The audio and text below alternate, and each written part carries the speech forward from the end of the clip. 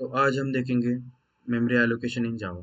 तो जावा में 3 टाइप के मेमोरीज होती है, जिनका नाम है मेथड एरिया, स्टैक और हीप। सो मेथड एरिया में क्या-क्या स्टोर होता है? So class info, static variables, constants और मेथड बाइट कोड जैसे चीज़ें मेथड एरिया में स्टोर होती है।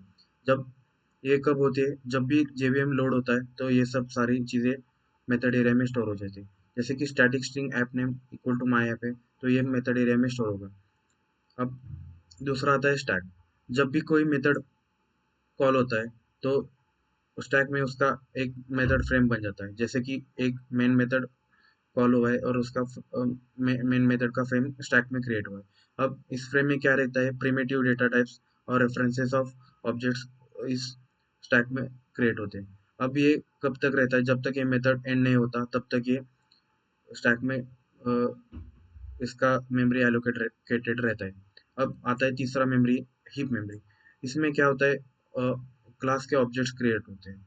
अब जब भी आप किसी क्लास का ऑब्जेक्ट क्रिएट करेंगे न्यू कीवर्ड से, तो इस ये हीप मेमोरी में उस ऑब्जेक्ट को मेमोरी मिल जाती है और उसका ऑब्जेक्ट का रेफरेंस रहता है स्टैक में।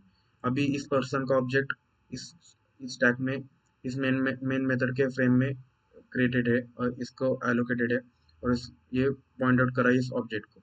अब हीप में और एक तरह की मेमोरी होती है, जिसको बोलते हैं स्ट्रिंग पूल। जब भी आप माय ऐप या राहुल जैसे स्ट्रिंग लिटरल्स क्रिएट करते हो, तो ये स्ट्रिंग पूल में क्रिएट होते हैं।